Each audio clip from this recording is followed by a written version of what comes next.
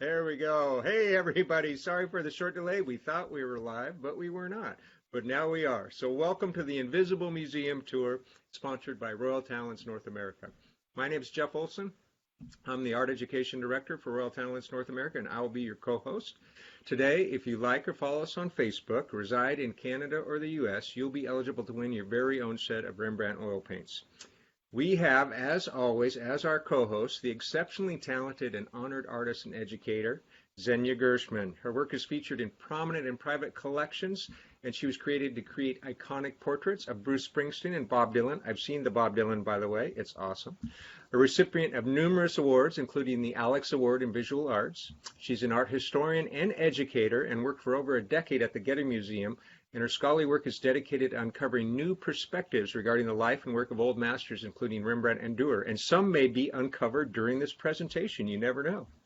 She's the co-founder of the nonprofit Project A mission dedicated to exploring connections between Western esotericism and the techniques of the old masters. She is the founder of the Z Academy, where she mentors students of all ages based on her own unique experiences and techniques. And most recently, I made it, has been selected to sit on the grant panel of the City of Los Angeles Department of Cultural Affairs. Welcome back, Zhenya. Yes, thank you so much, Jeff. I struggled through that one this morning. If the audience sees me laughing, it's because it's always awkward to listen about yourself. You feel like you don't know that person, and then I just had to listen to it twice, so that made me laugh. So sorry about that, guys. I didn't mean to look sarcastic there. I'm just going to start a PowerPoint real quick. I think you're going to be able to see it. Absolutely. We've got a great subject. I'm excited for this one. Okay, so one thing, just very quickly, I'm just going to move this guy so everybody can see. I think that's going to work. Okay, so one thing I wanted to say, well, first of all, I wanted to thank the Royal Talents North America, because they've been so amazing about supporting this program and getting it out there. And Jeff and Anna behind the scenes and Kyle and everybody there, amazing team. But thanks to them and our program, we have now 14,000 followers. So I just wanted to shout out to everybody who's watching right now. It makes us so much more excited and even want to give more to you, back at you. So just to all of us for being part of this. So I'm going to jump right into our subject. Here technically. Okay, and I start, you know how much I love the quotes, and I start with a quote here, and I'm putting kind of a thought into your head. Hail, enclosure of the God, whom nothing can enclose. Hail, gate of hollowed mystery. When you hear those words, when I hear those words, I think, what could the author be referring to? Perhaps they're referring to the universe itself, an enclosure, a gate of hollowed mystery. Perhaps it's referring to some great temple where you could go and feel God. Perhaps to the Bible or the God's words. And I wonder if in your thoughts, similar thoughts arise in your head or other ideas. And what this quote refers to is a girl, a woman, a young Jewish girl, a mother. And it's just so amazing that this spectacular enclosure of everything, that place where God could hide inside, could just be a regular woman. And this is a subject that's beloved for all the times. I start here on the right. I show you one of the oldest catacombs in Rome, where you could still go see one of the earliest representation of Mother Mary with Christ. And on the left, we see a contemporary artist who I adore, Gerhard Richter, showing you just the subject of motherhood, because this is what it's about. And I thought, on the verge of Christmas, why don't we try to create our 5th Invisible Museum tour dedicated to the subject of Sacred Mother? And that's what we're going to explore today. Now, if there's any mothers watching today, please give us a shout out and just share. As you know, we love your comments. So please say something about yourself, or just say I'm a mother, or just send us a comment on Facebook as you're watching, because we'd love to hear who is in our audience today. Now, I take you to literally the most magical art piece I know of. This is what I wanted to share with you. We begin with an icon And some people say that icons are not even images. We don't even think of a painter who made them. They're writings in images. They are writing, they're messages, icona, images that are supposed to speak to you without words. Something that's above images and words altogether. And this particular one is one of the oldest, beautiful, magical paintings from about 12th century. It's a tempera on wood panel with incredible dark gold leaves. So what you see here doesn't look like regular icon because the gold is actually slightly different color. I believe it even has a little tempera over it to make it a bit looking deeper, right? And kind of an unusual space. And it's housed still in Saint Catherine's Monastery. So for me, when I say it's a painting, right? But for a believer, for somebody who's going to be a pilgrim and do a pilgrimage and walk to St. Catherine's Monastery, they're going to drop in front of it and pray and seal their beliefs and messages into it. So it has its iconographic aspects, it has its artistic aspects, but it's also considered quite magical. And this particular image has been prayed to so much that when you stand in front of it, and I just have to share that I was lucky to see it in person. I was lucky to stand in front of it because it had traveled for once in its lifetime to Los Angeles to a Sinai exhibition at the Getty Museum. So I lived with this icon for about 3 months, so I know quite a bit about it. And in a moment, you'll see why it's so magical. From far away, looking at it like this, it looks kind of pedestrian. So what? We've seen so many images. But I promise you a miracle or your money back. You will see. There's going to be a miracle. I've saved this even from Jeff, so I hope that he's going to be converted by this painting too. So what we see here in this icon, pretty typical. We have an angel. We have Mary presented, the mother of Jesus, the mother, Virgin Mary. She's on the right. On the left, we have the angel. And the angel, what he's doing, he's raising a hand.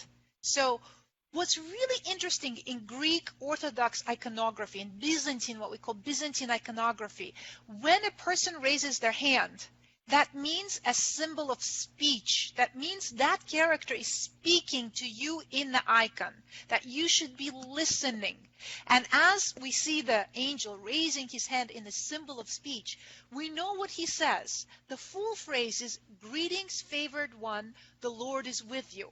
But literally in the painting, right above him, I hope that you could see here in the close-up in red letters in Greek, it says greetings, shortly greetings. It's like a greeting card, right? Greetings. And we know that it refers to Luke 1:28, to the point where the angel appears to Mary and announces her immaculate conception, that she is pregnant from God. Now, the moment that she says, "The Lord is with you," we notice that in this greetings, the Lord is with you, we notice that there is a dove flying down below. So can you tell in gold, engraved, this beautiful bird? This is the symbol of a spirit, of God as a bird, as a spirit, which traces its, if you watch our Fayum portraits, you will see how bird represented the spirit of the person in Egyptian culture. This is a very long symbolism that we see here passed on to Christianity. So we keep going. And we want to know what message is being brought to Mary. And as I said, this is a moment of her immaculate conception, her pregnancy. We notice that in the painting, as we look a little bit closer, there are symbols of fertility up above and down below. Up above, we see to the right of the dove, a beautiful chamber. And at the very, very top, I hope you could see 2 birds. Jeff, can you see them? I can barely, yeah. Okay, can you guess what type of birds they are? Doves. Which ones bring babies? Are they pelicans? Storks. Sorry, storks. Pelican, stork, you know. I don't know how you got your children, Jeff. If you don't know about the storks. So we have two storks up above. Sorry to torture you. No And worries, down no worries. below, which are the symbol of this, a long symbol of bringing in the child into the household, right? A bird that brings in the child into the household. And down below, you see, this is the feet of the angel, right? This is the feet. And we see he's at the edge of the river. And in the river, there's the ice melting. And we see the fish jumping up in joy. So if you had to guess the season, we are in the spring, right? December, Christmas, count 9 months back, and you're going to be in the spring season, right? Early spring, and probably in March, right? So we see here the right symbols for fertility, and we know what kind of message is being brought in. So Mary is listening, right? Mary is absorbing this message. And just imagine, you're sitting in the room for all the young women and women who are in our audience, and an angel just barged into your room, and they announced that you're pregnant. I mean, to learn that you're pregnant from a stranger with wings, it's a big deal, right?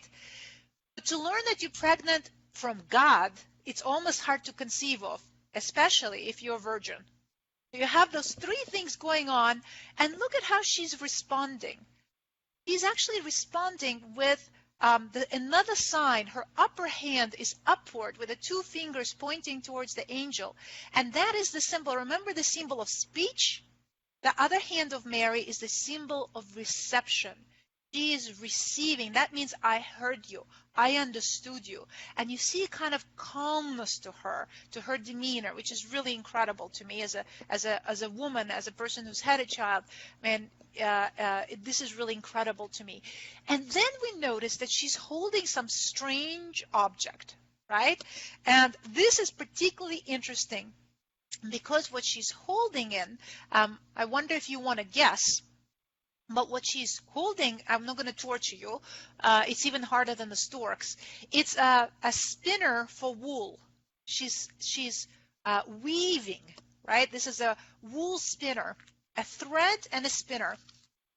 And apparently, according to the tradition, according to the legends, Mary was called into the Jewish temple, and she was asked with other maidens to weave the veil, the new veil for the temple. Now, why is this significant? For anyone who is familiar with the Jewish tradition and the temple veil, it is a really important item. The veil was to separate the regular people from the dwelling of God in the temple. So God would come in, and it would just almost be too much to see him. And there would be a veil hung behind which the mystery of mysteries would dwell. And only a priest could walk behind that veil, and only once a year to kind of connect the regular human beings and God in that huge ceremony. So the veil of mystery is what she's weaving. She's giving a mysterious message while she's weaving this mysterious item. And for this reason, I just take you back for just a second. There's numerous images of Annunciation that you're going to see around the world. This is a painting from the Denver Museum of Art, where I've actually been. Jeff, have you been to this museum? I have not, no. It's a lovely, lovely museum, incredible, with a huge Asian art collection. Highly recommended. And here we see an interesting representation of Mary, Virgin Mary spinning, literally spinning the veils. I just wanted to show it to you a little bit more clearly. Now, what I wanted you to think about for just a moment, and you know, guys, how much I love to hear from you, so get ready to type furiously because we want to hear from you.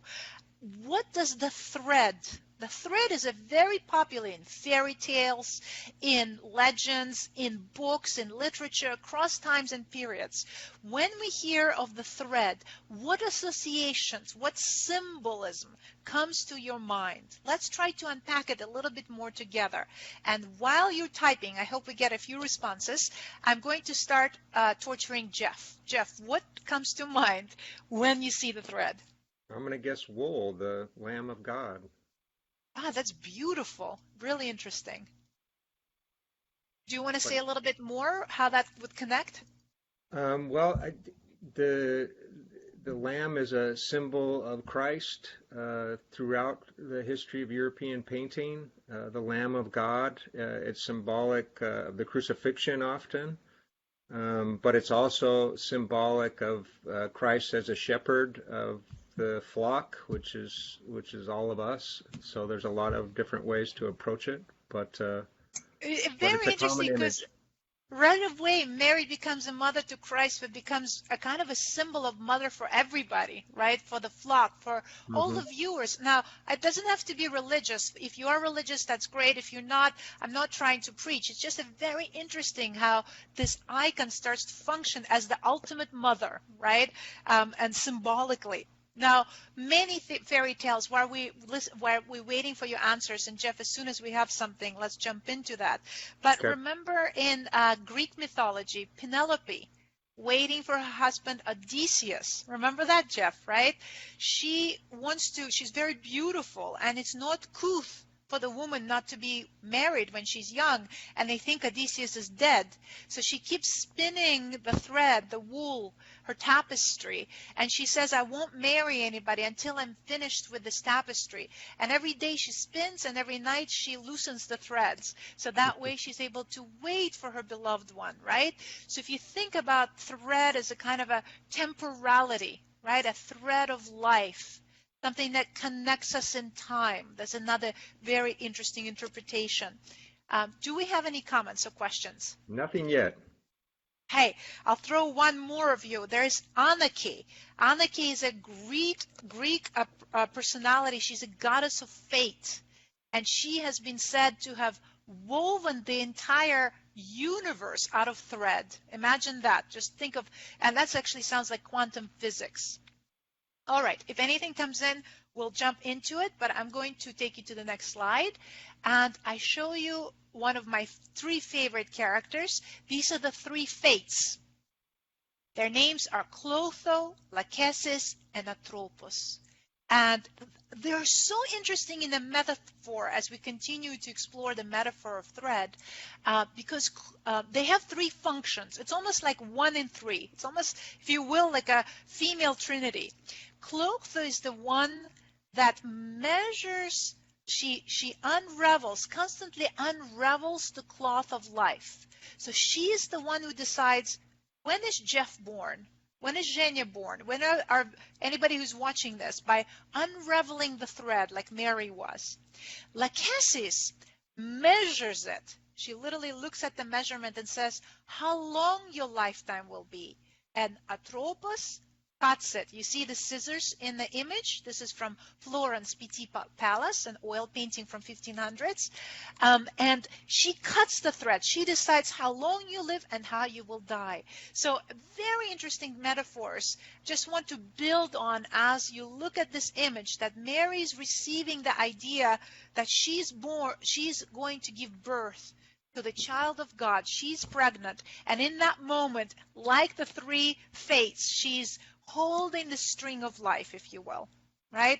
In this idea of string is time and timelessness. As long as you're spinning, you will have immortality. The moment the string is cut, life is over. Something that I wanted Xenia, you is there significance in the fact that it's red? This is very strange. In descriptions of this painting, scholars had mentioned that she's weaving a purple thread, and I don't know, I can't recall without standing in front of the original if the reproduction, because of the gold reflection, is not capturing that, but it was supposed to be the purple thread from the temple veil. So here clearly is red, but I think that's the disadvantage. That's why the Invisible Museum tour, it's supposed to encourage you to go to real locations. So as soon as you can, we're all going to Mount Sinai, right? We're doing a pilgrimage to make sure. So, okay, so I want to jump a little bit closer. So I just show you again, during different lighting situation, this painting will change. And that's very important because I remember coming up to it and you have this idea of seeing and being blinded by the light, depending on how it's reflecting the candlelight or the natural light, depending where you see it exhibited. And that's very important. This is not a coincidence here. So we remember what angel is saying to Mary. He says, the Holy Spirit will come on you, and the power of the Most High will overshadow you. You will find it in Luke 1:35. And I want you to think about, again, this idea of birth as she's being overshadowed. So her conception of a child, the shadow of God basically makes her conceive. What a beautiful image. And as we get a little bit closer and look at her a little bit closer, and we look at her listening hand, remember that hand that says, I hear you, I agree with you. Now I want you to concentrate in the area of her chest between the two hands. And I present to you a miracle.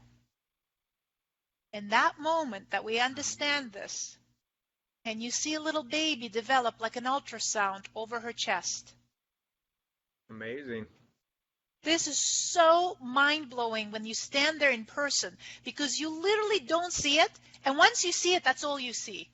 So there is a moment that's hidden within this image that you have to read it throughout, like I said, that this invisible text, and all of a sudden, you see the miracle in front of you.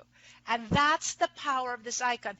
This is an icon that paints the invisible. As a painter, both Jeff and I are painters, our jaw drops, right? How do you conceal this mystery? How do you technically execute the miracle? I pause here for a moment because such a beautiful moment, isn't it? It is. That's pretty incredible. So I want you to pay attention to the actual shape of the womb, if you will, of this, of what surrounds Christ. And you could see the baby. It literally looks like an ultrasound, doesn't it? It does. Okay, so we go here and we look, sorry, the other way. We look at that shape, and that shape is very particular. Jeff probably already recognized it, and it is known as mandorla, which literally means an almond. So if you think of an almond shape, it's very much similar to that. Or vesica piscis, which literally means it's a bladder of a fish, right? It reminded those who were looking at this shape of something that comes from nature. But how it's derived is what we know as sacred geometry. How it's actually derived mathematically is when you take two circles and the center of each disk is aligned in such a way that the radius, right, is shared, the radius of each circle, and the center of each disk lies on the perimeter of the other. So here I show you, here is the perimeter of the circle, but the center of the circle on the left, there's a perimeter on the right, but the circle now moved to the center here. So what does this represent? And by this, we have a beautiful shape, the mandorla, or vesica piscis, in the middle. So why is this important? I was actually laying a couple of nights ago, and I couldn't fall asleep because I'm always so excited before I teach the Invisible Museum tour. And it occurred to me, there's many interpretations to this, and my revelation was probably something that's been written about for a long time, but it was like a personal revelation at night that I wanted to share with you. The interesting idea is that really what it represents is an encounter, a deep encounter. When two entities meet, from two they create something else, like the third or two become one. You can call this union pregnancy, two entities coming together, male and female, and they create the third, which is different from them and yet share the characteristics. You could also think of it as a spiritual encounter where a person, an individual, has a spiritual revelation. You can call it God, you can call it spirituality, you can call it meditation.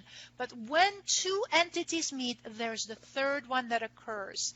And that's what we often see where Jesus is presented in medieval manuscripts. This is from a manuscript from 13th century. And he's sitting literally on a throne inside of such a shape. And if you look again, even in his hand, that I hear you hand, that's repeated from Mary's hand, right? And the shape is almost identical to our ultrasound in the icon from Sinai. Now, we switch to a more overt image, which actually literally show us Mary being pregnant. Here we have a circle, and very clearly she's holding the baby within her.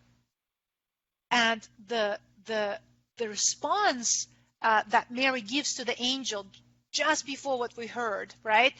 She says, "May it be done to me according to your word." So this is her response. May this miracle take place as you're saying. And there is a very interesting idea that we're going to come back to. How can the word become action? I tell my daughter all the time that be careful with your words, right? When you don't mean to hurt someone, but it can cut stronger than a knife, right? Words are powerful. So here we have such an example, and we're going to come back to this. Please remind me. We're starting to get all the comments coming through. All right, let's hear them. Oh my gosh. Well, first of all, I got a lot of people teasing me because I said pelican. So hey, what can I do? It's got to be some side entertainment here. So everybody, you're welcome for that one. Lots of can't wait. This is great. We're back on. So fantastic. Oh, somebody, when we go back to the question about the thread. Somebody was talking about spun from hair, golden thread, concept of the thread of life, which you talked about in the three faiths, which is cool. I love that. Took me like 3 days to get that, so I'm impressed they got that. Yeah, the umbilical cord was Great. Interesting. Yeah. Great. Yeah. Oh, and Kyle also mentioned, and I ditto this one too, a lot of the purple pigments were fugitives, so they did change over time. That would make sense. Thank you, Kyle. Yeah. Enlighten the poor painters here. And then on the last discussion, where we talk about the sacred shape, somebody's commenting on the first division of the egg, almost like a reflection of that cellular division. So interesting, and I'm going to come back to that again in just a moment as well. I have a special slide for that. Perfect. All right. Okay, so we're caught up. What I wanted to say, that was great. Thank you, guys. It makes it so much more interesting when we know that you're with us, and some of the ideas might spark a different direction of the tour, so thank you for that. So this particular image, so I just want to backtrack for a second. Mary, or mother, or this girl, right, represents so many different things that she had lots of different names to be referred by. And there became iconography in the Greek Orthodox Church where there's different roles that she represents. For example, sometimes she is called Theotokos, which literally means Theotokos, God-giver. She's the one that gives God. Or platitera, like plentiful, spacious, that she's so large that how can a human being contain God? This girl does, right? It's just incredible to wrap your mind around. Or Hadegetria, we're going to look at this image, Hadegetria, she who points the way and which way we should go. We're going to explore that together. Or I love the one that's taken from the Russian Orthodox tradition, and since I'm Russian, I understand this word is really special to me, umilenia. Umilenia, which literally means tenderness. And you can imagine when you refer to these words, the icon actually changes. It's painted different. So this particular icon is referred as platitera. That's what I just mentioned a little bit earlier. The spacious, more than space can contain. And just to give you the paradox of what's happening here, God in most traditions is something that cannot be contained. But within Christianity, with the birth of Christ, God is allowing himself to be contained like a genie in the bottle, and he chooses the woman to contain him, right? So there's the first paradox. The second thing, in the Jewish tradition, again, upon which Christianity is based on, God is invisible. That's why in Judaism we cannot have icons, right? But through Jesus, God is showing his face. It is like rethinking of what is allowed and not allowed. And finally, God is supposed to be somewhere out there. In fact, in Judaism, it is thought that God left the building long ago, and we are on our own, created us and separated, right? But here we have the little bridge. Christ is supposed to be, like in many mythological tradition, half human, half divine, and gives us that bridge. And we have to remember, I'm going to end with this today, you will see that Mary is just a girl. That's why we're so heavy on the tradition and religion here, and yet it transcends religions. Yet what the point of this museum tour for me is to show you the girl and motherhood as the uber message of these icons. So to keep this in mind, where does it leave the men? I don't want to leave the guys out of this tour. So first of all, if you're a father, give us a shout out, please. If you're a father, type something, share something about your children, about fatherhood. And did you know that fathers can too be pregnant? So here, this is going to be the oddest Invisible Museum tour we have done so far. We actually have a guy, and he's painted exactly like Platitera, like Mary pregnant with Christ. Now this iconography is very familiar to you, with those raised hands saying, I hear you. He's raising the hands towards God.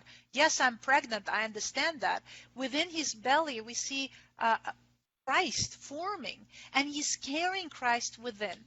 So very interesting to think about dads, and I hope my husband is watching. He's such a great dad. So you cannot be a father to Christ because, well, I'm sorry, his father is God, so you cannot compete for that. So what can you do? You can identify with the mother, not the father. Right? So the father can feel within himself a child being born. Now, every woman knows that to have a child within her is a feeling of mystery, a feeling of destiny, a feeling of encounter, a feeling of miracle. This is, again, bigger than any particular religion. This mystery is, the temple is within you, within every single woman. And what this icon is saying, that men can feel that too. The inspiration, the spirituality, being pregnant with Jesus, if you will, or pregnant with spirituality, this is not reserved for women. And that's what's so interesting in this particular icon. I go back, this is a portrait of Saint Menas. And Menas was in Egypt, a soldier, a Greek soldier in Egypt, and he was given a big promotion in the army. And when you're given a big promotion in the army, you're actually given a belt that you wrap around, almost like in karate when we have a black belt that symbolizes your status, right? And he refused this promotion and said, I don't need this belt of promotion. I have the belt of the Christ within me, the values of Christ.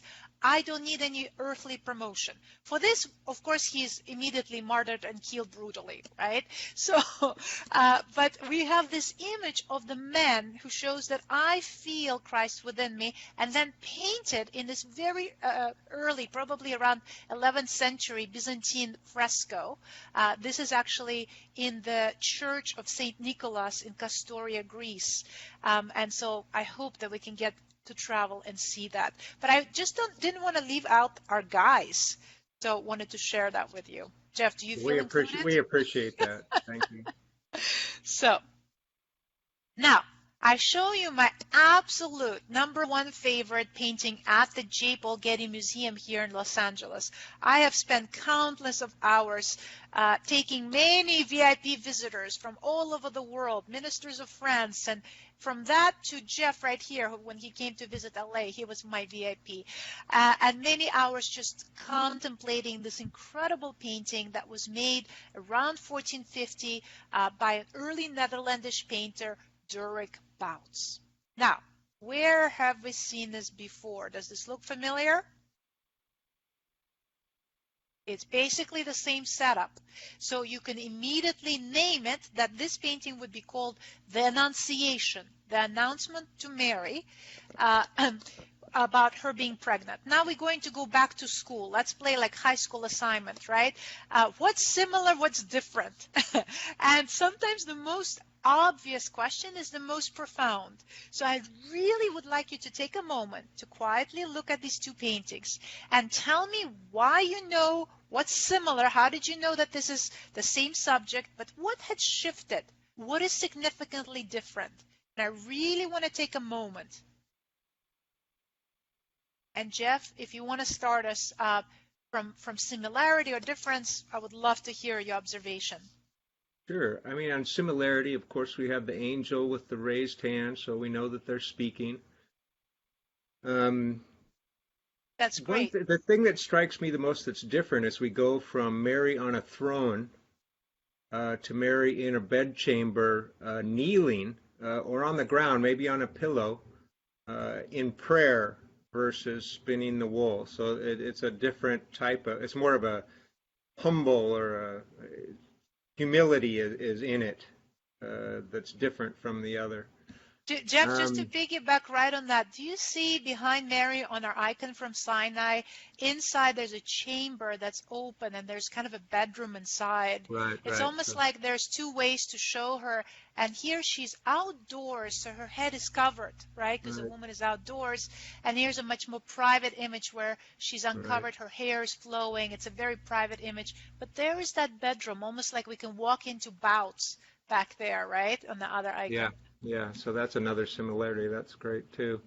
I think the otherworldliness of the first one too, all the gold, this is a heavenly or sacred place where she's now within the confines of a very private and individual space. That's a real space, a tangible space that we can read, the perspective of it as well. Very Beautiful. Different. Do we have any comments? Any questions? We're starting to get some things here. Let's see what we got so far. So they are in an interior space. Well, certainly the one. And by the way, while you sharing a hint, where is God in the Bouts painting? We saw it in the dove on the left. Where is the Spirit in him? Where is the Spirit, you guys? She's not looking at the angel. Great. It's very interesting. We're going to unpack that. There are no halos in this one. It's almost no shocking. Dove. No dove. Yes. So those are some of the comments we got so far. That is fantastic. Let's start from the fact that she's not looking at the angel. So in the Bible, what it says in the New Testament, that Mary hears the voice of the angel. She doesn't see the angel. So this is a more accurate representation. We are to the advantage as an audience. We see who came to her. She imagined just hearing this news. And you can see her gently kind of leaning towards the sound. And she's in such awe that she was doing something, if you look at her hands, and she just unclasped them, almost dropped something. Maybe she was praying, maybe she was leafing through that book next to her, but she was caught without being on guard, right? Really incredible. The gold is gone, but the light is present. Light is softly diffusing through the space. And if you follow the gaze upward, we find a half circular window. You can imagine that this is a circle. And it almost, if you looked up close, if you were standing in front of the painting, almost looks like a little egg yolk. There's a little yellow light inside it. And you'll notice that the angel is pointing straight upward to that light, as if to say, God is above and beyond this painting. That this painting is one space, but it continues outwardly. And Mary seems to almost complete the triangle. She both receives the message from the angel, but also points upward. So there forms a beautiful triangle between now these three characters. Not the dove, not the little representation, but angel, woman, and something beyond the painting or light.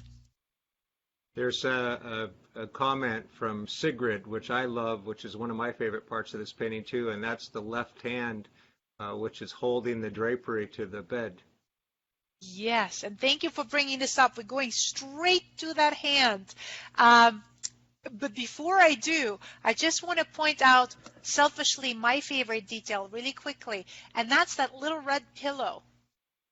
And if you notice that it left an imprint there, as if somebody just sat there and then got up and left the building, right? So if it was a Hollywood film and you saw like this beautiful bedroom, this is PG-13 set, right? And there were crinkled sheets and an imprint on the bed, on the pillow. You get the idea something was happening right before, right? So there is this interesting presence and absence, like there is that hovering spirit that we just maybe sitting right there in front of us, but we can't see it. And now to that hidden hand. So that hidden hand, is it hiding or revealing? Is it trying to show us something, or is it trying to hide something? And I'm going to take a look at it. So here we have a quote from Luke again. "I am the Lord's servant," Mary answered. "May your word to me be fulfilled." Then the angel left her. So this is a very interesting quote because she says, "May the word be fulfilled." And I already planted a little seed earlier that the word becomes solid. So how could you show that? How could you show that the abstract idea can be a physical child? Similarly, how can liquid become solid? How can matter change? How can we coagulate and get a child inside us, right? What is that? And we're going to come back to that hidden hand in just a moment. But above the angel, do you notice? I want everybody to see that curtain sack. Now that curtain sack hangs not by accident straight above the angel. It is here to remind us of the mystery of formation of a child as explained by medieval scientists. And it happens like this. Now I have to thank my mother because she makes cottage cheese every week, and I asked her to make a special photograph for our tour today because it was believed that to create a child is a mystery for medieval scholar, and it is like making cottage cheese. You pour milk and you put it in the sack, right? And by chemical processes, by the time you come back in the morning, it coagulates into solid cottage cheese. Moreover, the shape in which the cottage cheese sack hung reminded the scholar of the uterus. So it was thought that this would be a perfect metaphor. Now, the sacks above the beds in the medieval and early Renaissance bed were hung and tied in a particular knot to look like that they would bring, it's like a good luck charm, bring fertility in the bedroom. So when the angel is pointing upwards, he's not only saying there's a message to you, he's literally, by virtue of the curtain sack above his head, is saying what kind of message is being delivered to Mary. Now, with the other hand, what he's doing is, there's a scholar who did the dissertation on this painting. They discovered that there were actually instructions to the medieval servant how to make a curtain sack perfectly. And it said, put your hand behind the veil, clasp it into a fist, pull the fabric in and twist it and pull back, and then you'll make a perfect curtain sack. So the angel literally is showing Mary the annunciations, what kind of message? That she's pregnant. Isn't that amazing? Very cool. I love it. And with this mystery, with this kind of interesting explanation and mystery, I wanted to point out also about what type of material was used to make this painting. And this is called distemper. And my husband, who is microbiologist, said, is that the wild disease that the dogs get? And no, that's not what we mean. So distemper is a very rare technique that is taking Kyle is going to get a kick out of this, taking the regular pigment that we use for either egg tempera or oil painting, but instead of mixing it with those mediums, egg or oil, we mix it with animal glue, usually rabbit skin glue. So just imagine at home, like imagine taking this beautiful pigments that crushed into powder, adding some Elmer's glue and water, it's water-based, and trying to paint with it. It ain't easy. Two things happen. First, you use linen to paint with it. It absorbs into fabric, and so the color seeps into it very quickly, almost like a batik. Right? So it becomes, you see how somber this painting is. It has this quality of mystery. Two, if you put too much water, the lines start to run, and it's very hard to get a crisp line. Here I show you a close-up to show you how masterful Bouts is in this painting, almost taking full command of this technique. Look at this deep blues and reds. Look at the little bit of the dress where it turned over and we see under it a little red hem, right? Imagine doing that with this technique. Now, why would you use it? You would actually use it because it had a huge advantage. Oil paintings die in the dark. We need to put light on them so that they would project, right? And imagine there's no electricity in 1400s, right? This is 1450. Distemper glows in the dark. It needs very little illumination to see the colors. The darker the room that the distemper painting is in, the more it glows, right? So to put this painting in a private chamber, right, or private devotional space, somebody who would have prayed for it in a chapel, and to think about the mystery that it represents, the material would have been perfect for it. This mysterious glowing in the dark almost, right? Now, why don't we know about this technique? Because it was mostly incorrectly interpreted through the times, and conservatives thought that it was a faded oil painting, and to pump it up, they varnished it. And when you varnish distemper, you permanently kill it. It goes into darkness. So most of the distempered paintings were discarded, forgotten, thrown away. There's very few in the world. This is the one of very few, I don't know if we can count them on the hands, that has never been touched. It's in pristine condition. Worth coming to LA just to see this one painting. Used to be a polyptych, a 5-piece panel, and you can travel around the world to connect the dots. The 2 pieces actually ended up in LA. So my other favorite museum, Norton Simon, houses the 5th panel, the resurrection that completed the cycle in the same technique for Bouts. It really is amazing when you're in front of it. The color is so intense and rich. That red looks fantastic on the screen, but in person it literally glows and comes off the surface. I mean, in contrast with the other colors too, but it's just really, really brilliant, wonderful color. And actually, if I go back for a second, just for a quick second, look at the size. It's about 35 by 29 inches. So this is a large painting for the times. This is larger than most Netherlandish works. So the way that it takes command of the room is really spectacular. All right. So something to think about. And now we actually go to the room next door to this painting at the Getty Museum, and we see the other painting that the museum houses that's also made in distemper, and it's made by one of the greatest painters who ever lived, whose name is Andrea Mantegna. And I take you here, the connection between the materials is lovely, and you can already see the somber quality, right, and the bright colors rising out of the painting, similar to the Bouts. You could recognize a little bit of this material. It has this very different, it looks different from oil, very different from oil painting or egg tempera.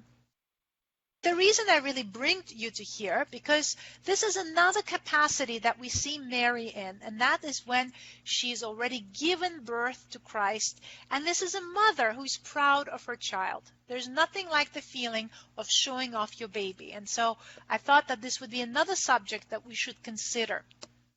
Now, Mantegna presented this subject in a very interesting way. We have the 3 magi's traveling to see baby Christ, but the way it's presented is really in a crop version, really close up here. We almost feel crammed, like there's not enough room for everybody to move, like the stage is too little for them, like everybody's trying to cram into the photograph. They're truncated halfway through half torsos. We don't see anything past the image. It's dark background, very intimate, very unusual representation. Now, just to tell you what these 3 magi represent, magi comes from the word magus. So it's not actually the king, it's the magician. They were following, remember the story? They were following the Bethlehem star that guided them to the manger. So possibly they were astronomers, early magicians that calculated that they would have believed the birth of the Messiah. And the 3 of them represent the world. At the time, it was believed that there were only 3 continents. This is pre-Columbus, right? And the 3 continents were Europe, Asia, and Africa.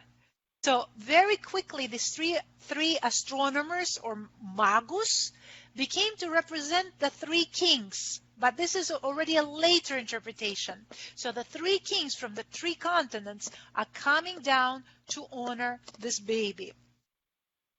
They also represent the 3 ages of men. The one down below represents Europe. He is the wisest, the oldest. Then we have Asia in the middle, and it's the middle age, and the youngest is Caspar. He is representing Africa. However, don't feel too bad for Africa for being the youngest. This is one of the first, if you will, multicultural paintings where a black man is represented not only equal, but above Godchild himself. So this is one of the most, I would say, equal representation that we see in Western European history of the black man shown as not only equal, but perhaps even above, right? So very, very interesting, and I adore Mantegna for this vision. Here I bring you a little bit closer, and I want you to note the sculptural quality, the way that they feel like they're raised out of marble almost, right? At the time, it was very interesting. A little bit earlier, I believe it was, 13th century, correct me if I'm wrong, Saint Francis developed the idea that Christ child should be reenacted as a sculptural almost like entertainment for the believers. And little mangers were set up with little sculptures of baby Christ and Magi's. This is still a tradition today, but it started relatively recent to Mantegna, just a couple of 100 years before this painting is made. And so this idea that this looks very real and sculptural is also important here. This is what a traditional representation of the arrival of the Magi would look like. This is an earlier painting by Mantegna, and what I wanted to impress upon you, that he really is the one who invented, before he was painting like everybody else, a huge procession, a large backdrop. A star is actually hanging above the manger with the angels holding it. It's a whole huge production. This is like a $30 million film. And he changes it, right, to a very intimate, very like a what do you call it, independent film, right? A close-up with only 1, 2, 3, 4, 5, 6 characters, right? This was really an invention by Mantegna that very quickly took off. But those of the viewers who saw it this is about 1500. Those of them who saw it for the first time, this would have been a shock, because you're so close to Mary and Jesus. You're so close to this event. You pulled in, like the viewers who would have seen it on a large screen, where they saw the train for the first time in the film approaching them, and people ran out of the audience, right? So it has that same kind of impact. Now, what's really interesting that Mantegna was also, we were talking a little bit about the sculptural quality. He was referring and thinking philosophically about Mary as a finestra coeli. And this is literally means she's a window to heaven. Through Mary, we have eternal heaven. Within her is that miraculous child. And from that tradition, you see that he's painting Mary very sculpturally again, but within a fake frame. This is actually a trompe-l'oeil. The frame that we see here is painted by Mantegna compositionally.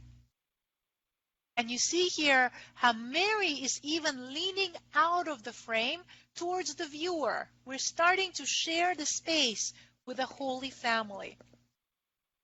This idea is taken from the ancient sculptures, usually gravestones. And I show you a grave stele of a freed silversmith. He was actually a slave. We know that from the inscription on this artwork from the 1st century, also housed at the Getty. And notice that this is a gravestone, but he is set within this window. So these windows really represented visually, traditionally, a separation between 2 worlds. holy world, a vision to like Mary to celestial heaven, or life and death, beyond this world through the artwork to another world. Why do I attract your attention to this? Because by the time we get to the mature Mantegna, this is towards the end of his life, he takes away the fake window and he just pushes everybody close up. That now the painting itself, the frame of the canvas, has become the window into that other world. And that is saying that our world between the living and the dead, the spirituality, God, and here and there and now, is now shared by this painting. What do you think, Jeff? Well, there's some great comments here, and it's something I didn't think about, or I'm not even sure I knew about this, but there's a comment from someone about how the baby is wrapped, that it looks like a burial cloth of some sort. This is fantastic. It is absolutely has multiple meanings. Mantegna wanted to give you not one way. We shouldn't be able to explain it. We shouldn't even be able to just converse about it. You should be able to go home and this painting would develop and develop and develop. So it's never you right, but it's always and this and that, right? So absolutely. And one more thing I'm going to introduce to that in a moment, and you're so right. I wanted to show you that this is another vision of Mantegna. You have all seen terrible paintings of babies of Christ and Mary from Renaissance, where babies look really odd. But Mantegna broke that tradition. He was one of the first artists who painted from real life. And in some historians said that when we see some of the baby Christ paintings in Mantegna, you can even tell the pain in the baby from teething. He really captured the expression.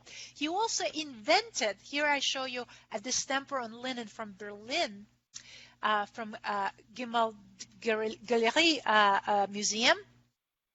And this is a sleeping child, a sleeping Christ. Mantegna also invented that tradition to paint. Think about all the Marie Cassatt paintings, right, from Impressionism era. He invented this. But we go back, just like our audience noticed, that the wrapping on the child could be like the wrapping of the baby or the wrapping for the dead man, right, for seeing the future. But there's something really also odd about this child. He is far from sleeping. What is he doing? He's at work. He's preaching. He's blessing. He was just born. This is January 6th. Right? He was just born a couple of weeks ago, and he's already like a temple priest. He's covered his forehead, and this is a comparison to Emperor Marcus Aurelius. He's pulled his ceremonial garment over his head so he could preach as if he's in the temple. So Mantegna is using this garment for multiple purposes, right? Taking just a swaddle of the baby, turning it into foreshadowing of the future, like our audience noticed, and also ceremonial garb of the priest within the temple. Now, one quick note that I wanted to bring is that the Magi, traditionally in the Bible, it says in Matthew, it says, and in Luke it says, on coming to the house, they saw the child with his mother Mary, and they bowed down and worshipped him. Then they opened their treasures and presented him with gifts of gold, frankincense, and myrrh. So these three gifts have to be represented in a painting. Why these three gifts? The scholars usually interpret them. Gold represents like a child that's going to be the kingship of God on earth.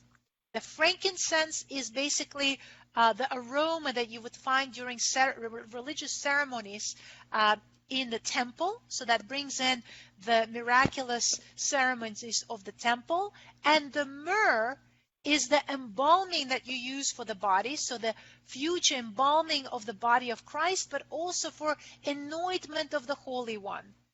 So the three gifts kind of identify Christ. And we see them here. All three kings have them. We have the incense in the amazing jar here.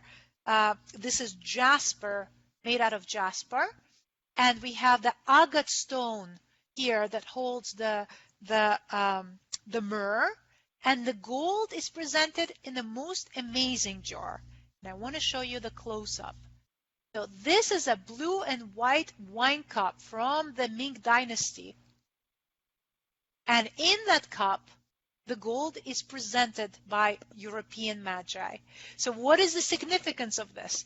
This is to make this painting contemporary, to rewrite the Bible and make it relevant. This jar would have been so priceless. The Europeans did not know the secret of porcelain. It was imported from faraway Asian lands, and they did not believe, since, this is very arrogant, very traditional for Europeans, if we don't know the secret, this must not be made by divine hand. So they thought to make a porcelain was some kind of divine secret, that God would intervene and throw some recipe, and that the Chinese knew it, right? And so what would be the most perfect gift than to give the Son of God not just gold, but the container itself has a meaning. So I don't know if it would put iPhone, what's the latest one? The latest iPhone, whatever it would be, right? Yeah, so it's this 12, interpretation yeah. to bring the most contemporary thing into the painting as a gift. So it's just almost like I would ask you, what would you give if you knew God's child was in the next door? In a hurry, what would you grab, right? And we think that where would Mantegna find this? Probably from the patron of this painting, probably from the important patron who could afford this treasure, and he would borrow it to include, like a patron would say, I would gift this. I would take my treasure from my home and include it, right? Wonderful detail. And speaking about the gold, I just wanted to mention, we know that it's made in distemper, but here is the cloth around Mary and her halo. And this is made in shell gold. Are you familiar with this, Jeffrey, technique, shell gold? No, I'm not. So what it is, it's not gold leaf. It's the powdered form of the precious metal of gold mixed with gum arabic. And you drag your brush with this concoction very lightly. As you drag, you create the effect of translucency. And part of your brush makes the edge, like a line, and part of it makes a little bit of a shimmer. Look at where the two halos of Joseph and Mary overlay. We see a little bit of an extra shimmer. Just wanted, since we can't stand in front of the real painting, I wanted to get you closer to see how miraculously it has been executed. But now my question, how in the world did all these artists know what Mary looked like? How did they know? Why did they paint her this way? And I have the answer. Let's go which way it goes. All right. Undoubtedly, most of you are familiar with this iconic image by Roger van der Weyden, painted about 50 years or 60 years before Mantegna. And here what's so interesting, for all the painters out there, Mary is not just breastfeeding Christ here. She is actually modeling. She's posing for an artist. We have an artist who's recording this event. And this happens to be Saint Luke. We already had a lot of his quotes as we were going through the presentation. So out of the 10 disciples that Christ had, 4 became evangelists and wrote down what happened. And only one was the painter. That was Saint Luke. And he believed that images are almost more powerful than words. That is what the tradition, the mythology says. And it says that he was there. And he did not just write down what happened. It's like more authentic. He was a better correspondent. He took notes, right? And there are even icons in the world that are believed that were painted by Saint Luke himself. And here what's wonderful, St. Luke looks like nothing 2,000 years ago. He looks like exactly what van der Weyden would look like. And many people think that this could be self-portrait. Of course, there's no way we could prove it, but many books have been written suspecting this could be a self-portrait. And when we go closer, I have a question for you. He is notating Mary. But he made this painting, like van der Weyden made this painting. But St. Luke is not painting, he's drawing. He's drawing with silver point. Why is he not shown with a brush, with the paints? Why with drawing? This is my big question to our audience. I know I've been talking way too much. So why is he drawing and not painting? And that's first to Jeffrey as my victim. I think and this is a total guess, but I think it was the elevation of the idea of drawing and painting, that was the most important part, was the representation of the image. Very interesting. So drawing related to thought process. So if you thought about it, somehow it elevated your painting. You just didn't go like a house painter and just slapped on the paint. You executed a disegno, a design first. So it somehow even elevates this painting. Do we have any suggestions from our viewers? No, it takes a moment to even type it, but yeah. I'm so excited I want to hear from them. I should probably try to catch up. There's some wonderful comments along the line while we're waiting for some folks to type in. There was a comment back when you were talking about the cup, that maybe the cup also represents the idea of new wine and birth. I thought that was great. It was actually a wine cup, so that's beautiful. Yeah. Somebody was curious about the ring on his hand. Maybe there's something there. What else do we have? The gold is presented as coins, it looks like. Is there a connection to Hanukkah? Oh, the guilt. The Hanukkah guilt. Yeah. That's funny. I don't know, but it's interesting. Luke was a doctor as well, so he was an intellectual. He took notes. Foreshadowing his death. I'm not sure what that's. Yes. 3 slides. Hang on 3 slides from now. You will see exactly what that comment means. Okay, perfect. Kudos to Rita then. Way to go, Rita. All right, I show you a couple of things while we're waiting. So this is actually one of the, if not the only one, Van der Weyden authentic sketch in silver point that survives. And this is in the Louvre Museum, Paris. I doubt that it's often on display because it's so light fugitive, right? Rarely they would put it out in the exhibition.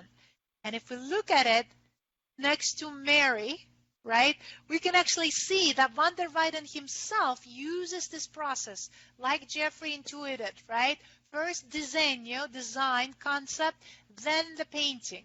Now, St. Luke was not only all those things, but he became a patron saint for the Guild of Painters. And so very important saint for the painters themselves. He was the protective saint. And here I just want to show you a drawing in paint, simulating drawing on the left, and the actual silver point drawing on the right. And such beautiful similarity, such poetic similarity. One more reason I would say I want to add to our platter, why drawing versus painting? Because the drawing is a sketch. The painting is finished. By doing this, if we go back, what Van der Weyden is implying that the painting itself is real, while the drawing sketch is not. So it makes the painting even more real. Like we're not looking at a painting, there must be reality, right? It's kind of playing psychologically with us. All right, a little bit more. Amazing details throughout the painting. Here we find, I'll show you, behind Christ, you see where Mary is? Behind his head, a little detail in the throne here. Below that beautiful cloth of honor that honors Mary, a sculptural detail carved out of wood. And what it is a reference, you could probably already tell, a woman who holds an apple and a guy who's covering up his genitals. So only 2 characters in the Bible that could be. It's Adam and Eve, right? And the demon is included here too, seducing Eve to take the apple. So this is basically the 2 ways of behavior. This is the wrong way and the right way. So we have a solution for the problem. Eve and Adam are replaced with this couple, Mary and Jesus, who are the redeemers for the sinful behavior. So now we can start afresh. So very interesting how that lurks behind there. And we will come back to it one more time. And then I just wanted to attract your attention. To me as a painter, this is a quintessential moment.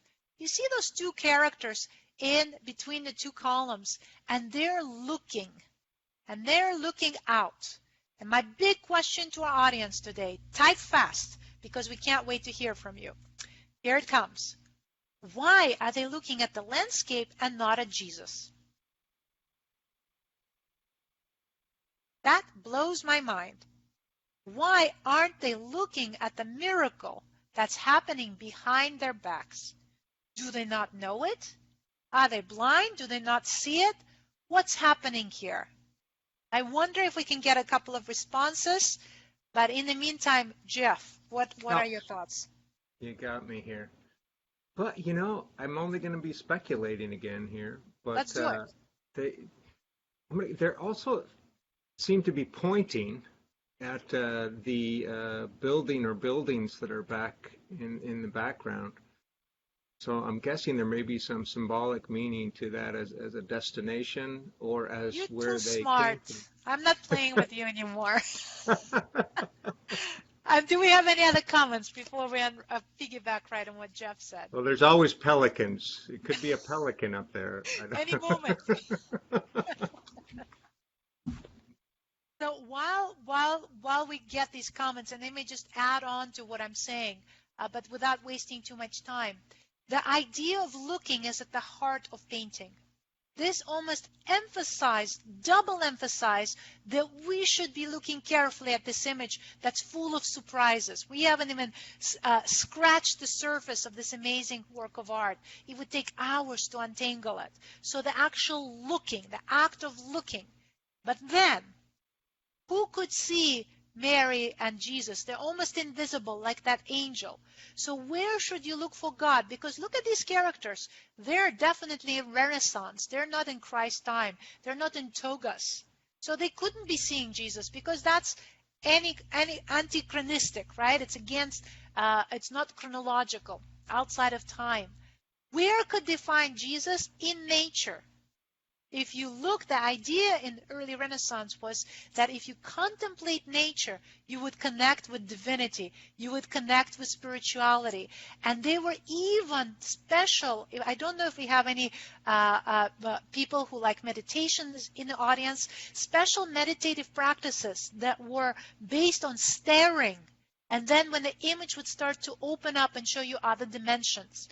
And for Van der Weyden, the painting itself, his portrait, his image, becomes this kind of meditative tool to look at it intensely and enter other dimensions. So this idea of looking and looking beyond, right? Many, many layers of seeing. So lots of good things here. So Do we wait? possibly that they were the patrons, which they would always sneak in there. So that's a good one. We've got that. And they don't want to disturb the artist, so they're not right. looking at him. There's some comments here about out of respect that That's she's interesting. breastfeeding, and so they wouldn't look directly at her. Love that. Some of the same things that you said about the sacredness of the site and its historical context. Somebody else talking about looking at the buildings. Maybe that's the church. They're pointing to the house of God. Yeah, so a lot of things that kind Beautiful. Beautiful. tag And on, actually, for sure. I look forward to reading these comments and answering these comments after the program. I delight in corresponding with you afterwards. So here, yes, I show you a close-up of breastfeeding. And this was a very particular iconography from the Greek Byzantine tradition. And the bared breast, often squirting milk, represented basically Mary as the church, as a temple that nourishes its followers. So the holy milk is like the spiritual, the body fluid becomes the spiritual nourishment, like the holy manna that was shared with the Jewish people, right? The spiritual food, right? We are digesting it, but we are also dead without it, right? So very interesting. But what I wanted to attract your attention to is that what the baby is doing, he's actually not feeding, he's not eating. And we have a very rare representation of laughter, smile. He is giggling, he's laughing, he's joyous. And it's so interesting if we think about this image, particularly when we think about that both Mary and Christ would have been aware of the end of the story. And the end of the story we find in artists like Michelangelo. Oh, it says Leonardo da Vinci. That's not supposed to be there. That's by Michelangelo. It's supposed to be titled Pietà. Scratch that. Right there. Ignore Leonardo da Vinci. That's me copy-pasting my slides. So this is Pietà, a famous sculpture by Michelangelo in Vatican. And here, why I wanted to attract your attention, we had somebody who had said this. That Christ is aware of the future, of the entombment, of the death, of the sacrifice. And I want you to look very carefully how the mother is holding her child. Exactly the same pose when he's the baby and when he's 33. And every mother who's watching will relate to this. No child ever stops to be your baby, and fathers too, right?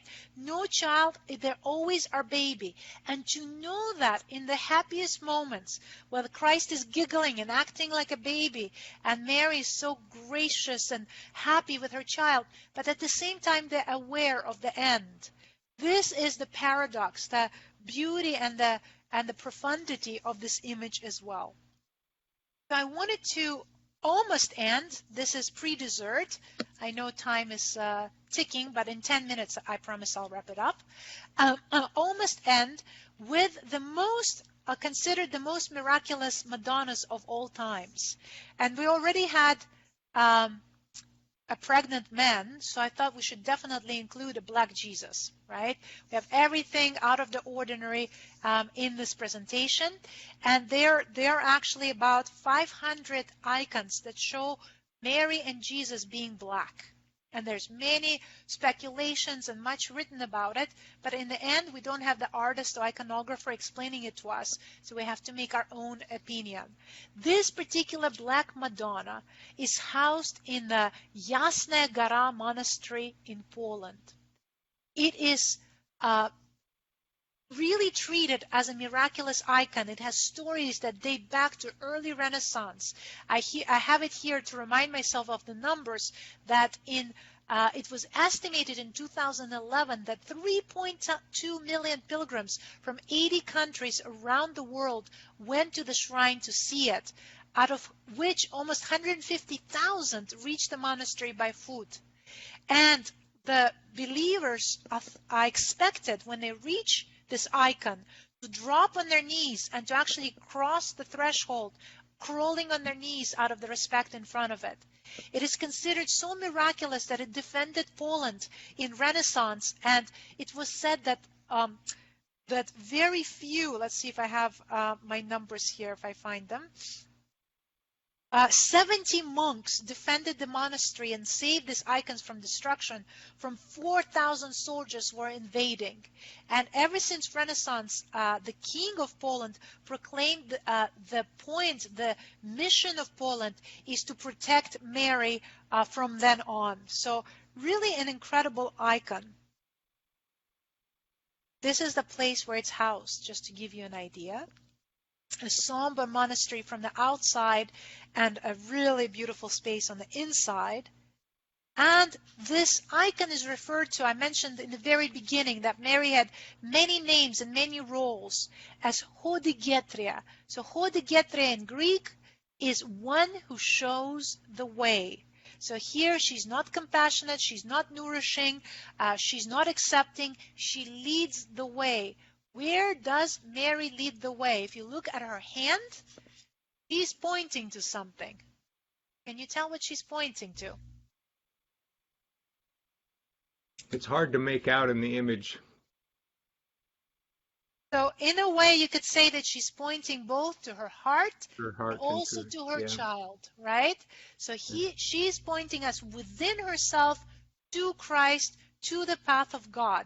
So through this woman, we go back to the believing and to the church and to the spirituality or to the motherhood or to whatever you want to call it, to the spatiality of the stars, whatever your beliefs might tell you, but she points the way.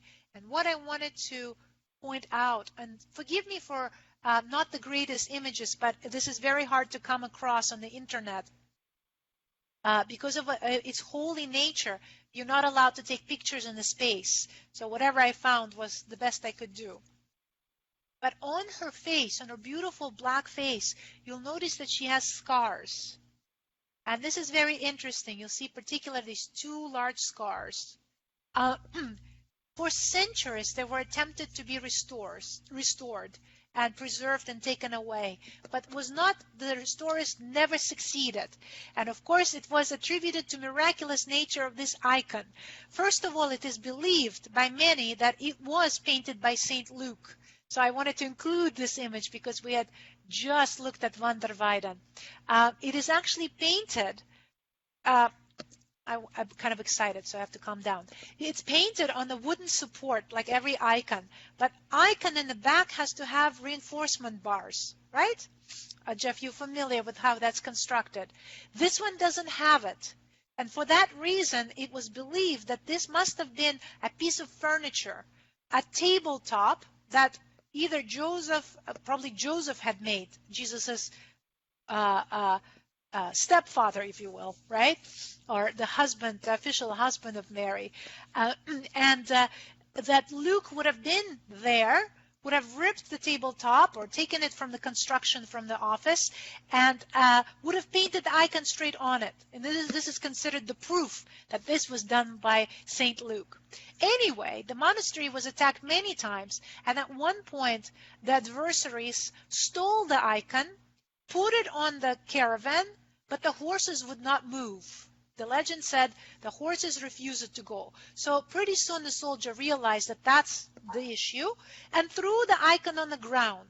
The horses started to move, but from the anger he took the spear and slashed the Mary's face twice with a spear. On the third time, when he was about to slash Mary, he fell down in agony and died. And from then, the icon was saved and stayed in the monastery. And since that day, those slashes are not repairable. According to the legend, no matter what conservator tries to repair it, they're not able to. So I wanted to share that little story with you. What I wanted to also share with you, this icon is not self-contained. It is not shy, like if you think about in the beginning when we saw Annunciation, we were not necessary for that icon. Mary and angel were self-contained. They were talking to each other. We were kind of witnessing from the outside. This is a different story. She's looking out at us. She needs you. She needs each one of you to interact with her. So it's a very different image, which speaks to me as a painter, a portrait painter, right? A painting that is aware of its viewer. Really remarkable.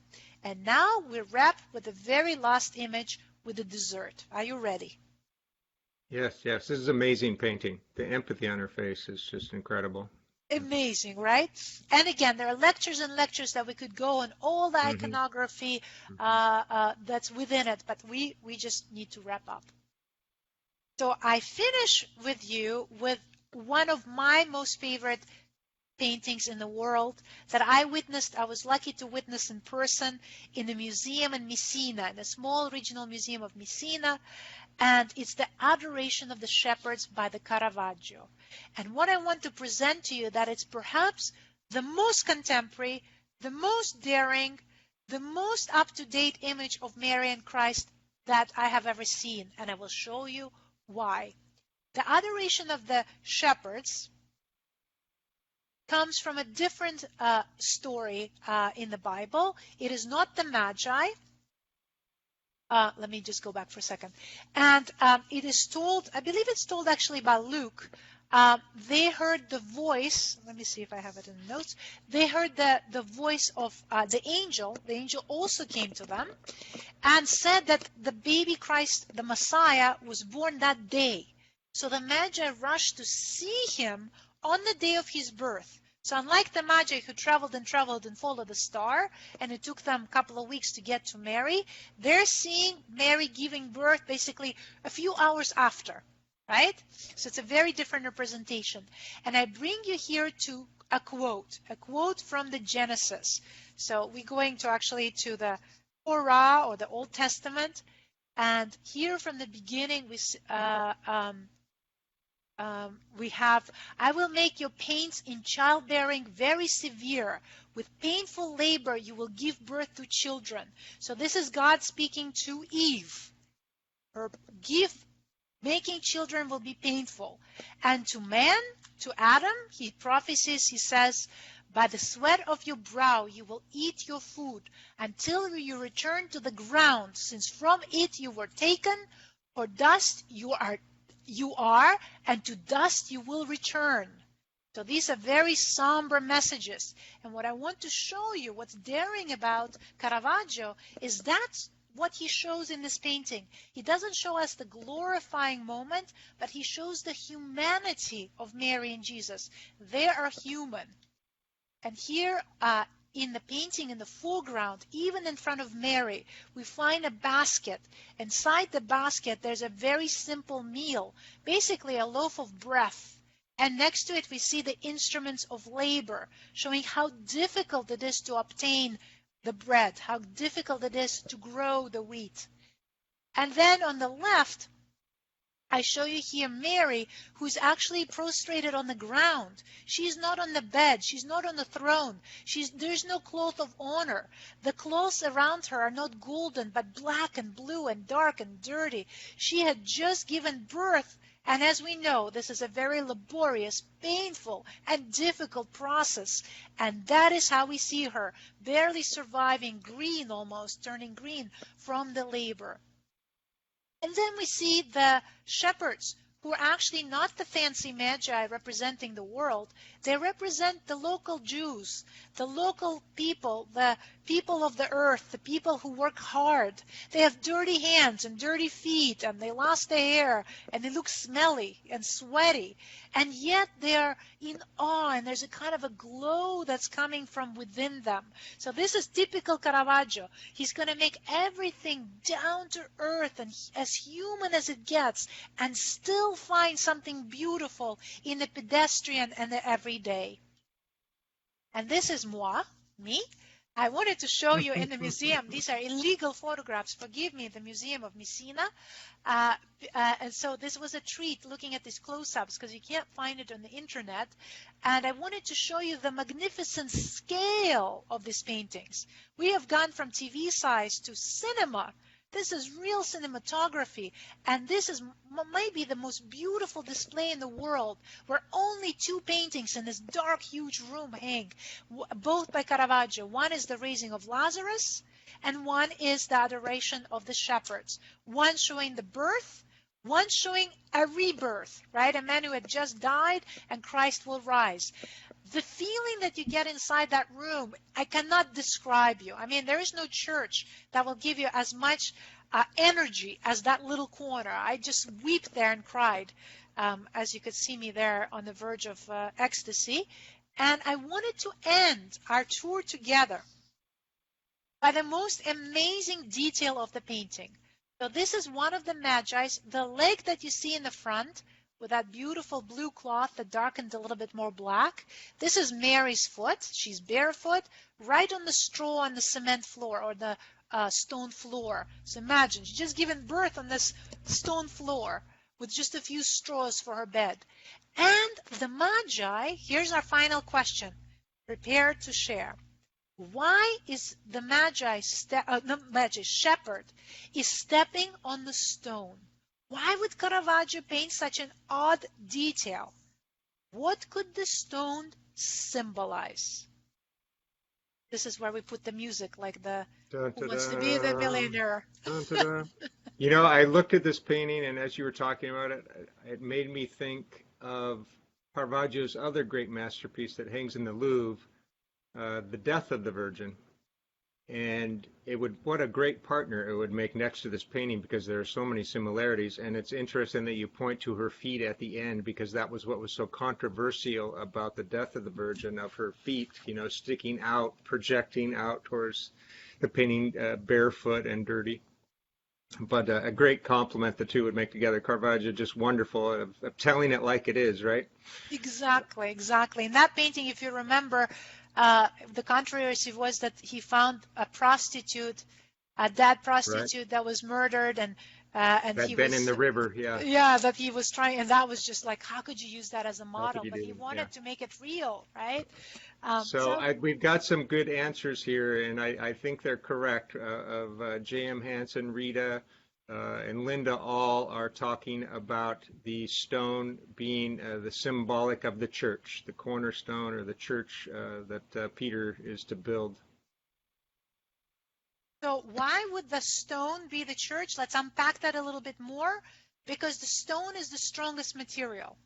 The rock, right? Literally, Peter is Pietro, the rock. And Jesus does say to Peter, upon you I build my church, Peter, the rock. So the strongest material, the block out of which the one stone you can build enormous, enormous faith, a kind of permanence. Think about things that last. Stone that would travel through time, that we still have Stonehenge to travel, right? And see this monolithic monument, wonder what it was about, but it's still there. And do we have any other suggestions before I wrap that up? Well, this is interesting. A stone that the builders rejected. That's kind of cool. Um, Foreshadowing the rock, the church, and Peter, the ascendance or ascendancy over the world. Yeah, a lot of all the comments that I'm getting are echoing that same thought. And in the Jewish tradition, the stone represents the soul. This is the in the beginning when you're born. The eternal. God kind of weighs your soul and gives you a certain weight, and that is when in the Jewish tradition people are buried. We bring a rock to the cemetery and we return that weight back of the soul back. So again, we have this idea of the soul, like we saw with the thread in a way, right? So all these beautiful things, let's recount the symbol of the rock, the strength, the endurance, the permanence, the temple to build on. And what is it? Is a girl, is a mother. Mother is the rock upon which we can lean on. With that is the end. Thank you, everybody, so much for joining us. And thank you again, Zhenya, for an inspiring talk. I really, really loved it. It's my pleasure. If any final thoughts or questions, we're happy to answer. Otherwise, we will see you next time, next month. We are committed to you monthly, and I'll tell for those of you who are listening, we do list our program so you could save the dates on a wonderful website that Royal Talents created with all the upcoming dates. It is not, the subject is not listed because we want you to be surprised, but I can't wait to share with you. Shh, don't tell anyone. It's going to be Vermeer. Oh, don't tell anybody. And it will be a new year. We are excited for that. So thank you, everybody. This has been great. Thank you for joining us. And thank you again, as always, Zhenya. It was fantastic and enlightening. Take care, Jeff. all.